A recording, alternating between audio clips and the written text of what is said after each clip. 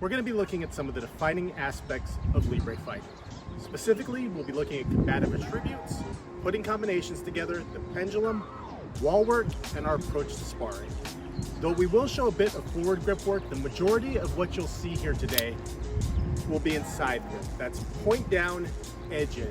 This is the preferred grip in Libre fighting, so that's what we're going to showcase here.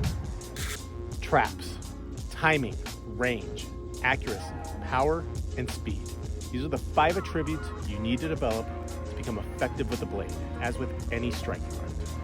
Timing, being able to catch the opponent while they're moving, being able to hit them while they're exposed.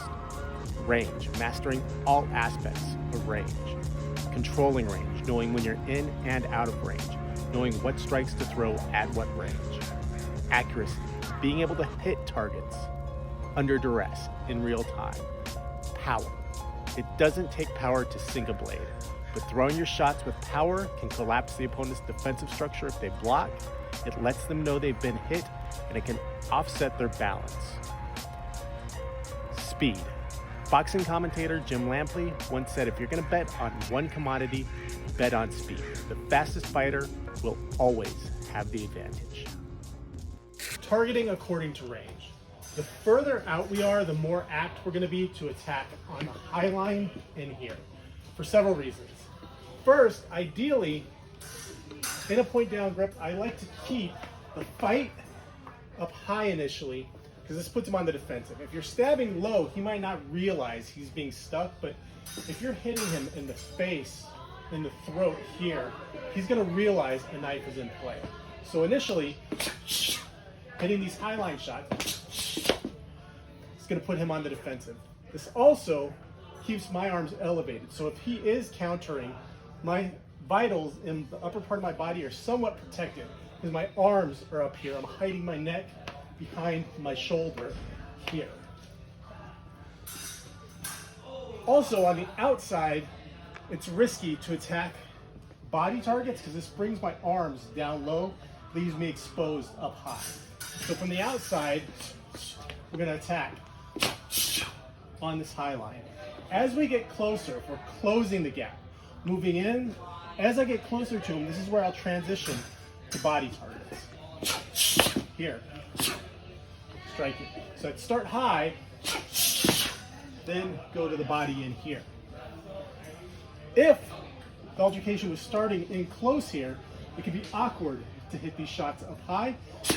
So I would start with the body shots in here, striking, and then move out. So if we're starting in close and expanding the gap, we would start to the body, then move up high. So closing in, starting high, and then moving to the body. In close, starting to the body and moving up high. It's important to be able to transition through these ranges. More advanced approach is bouncing the gap, going from long range, getting in close, then moving back out. So starting out here, striking, working inside, then moving back out. Or starting in close, here, then moving back in. So changing that range up on him so he doesn't know what range to fight you at. Pendulum is one of the oldest principles we developed in Libre. It was one of the very first things we started off with. So the pendulum is just using this hooking motion here.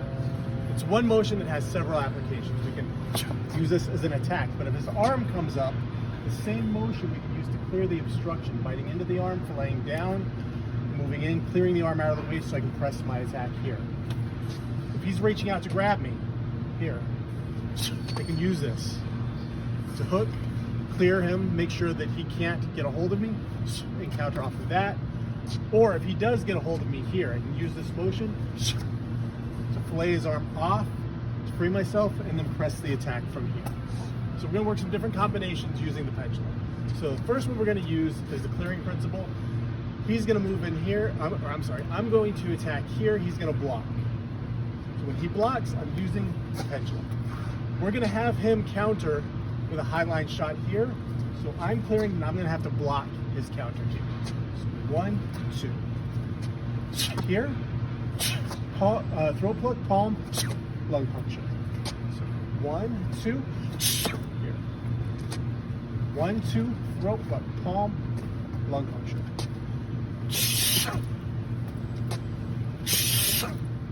He blocks, I use the pendulum here. When he counters, I can block. Maybe I hit his eye and he covers up. Here. Now I can use the same pendulum again to hook his arm out of the way and finish. I attack here, then I use the pendulum again to expose him.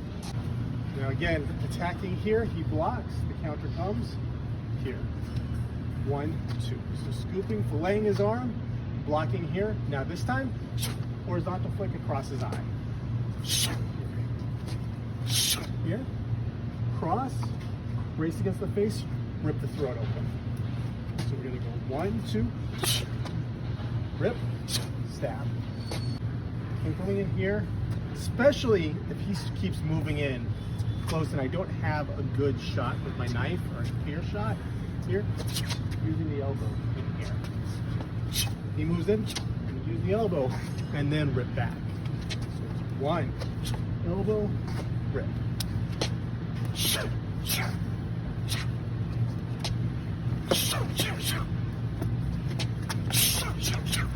He's got a hold me here. He's going to drive this into me here and then stab me up high. So being attacked in a point down grip in the Western world, this is statistically a less likely way to be attacked, but we should still be prepared for it. So he's going to push this into me, trying to stab me here. So when he goes to push, stepping out and using the pendulum. So slowly, I'm twisting against his thumb to break free as I block. Still moving away from the attack, here. Getting my body out of the way, and then attacking back here.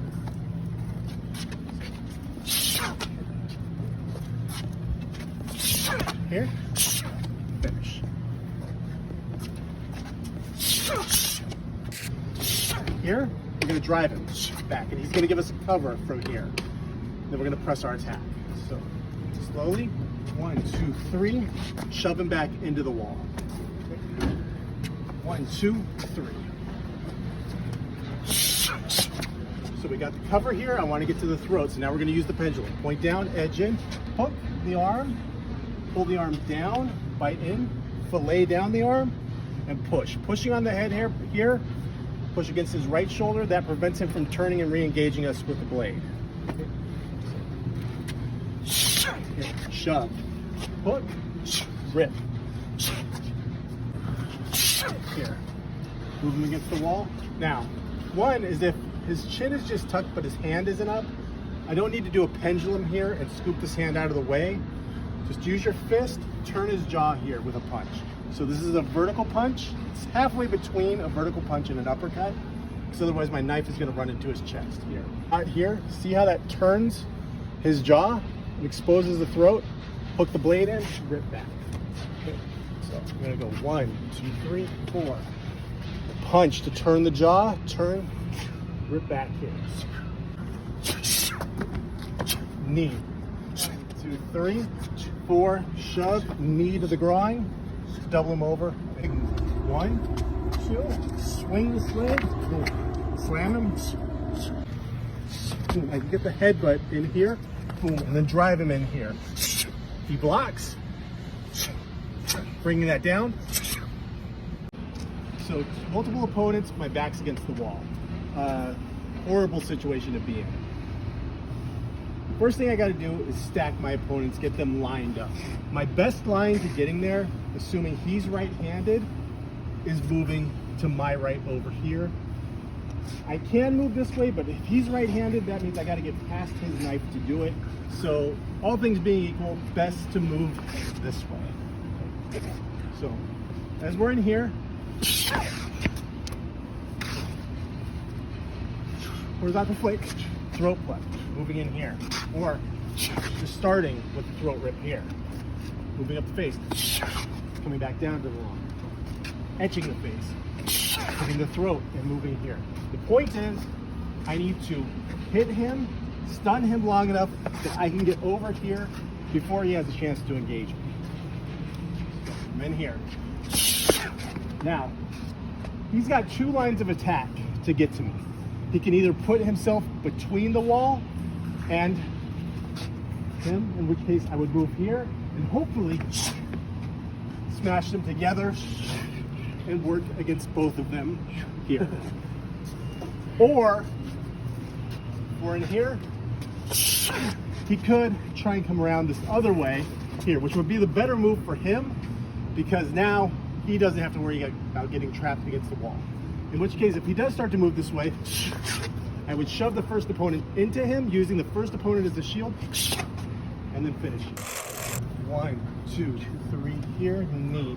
Now from here, if I want to get his throat, my edge is facing out, so I roll the knife in my hand so the edge is facing in and come under here and rip.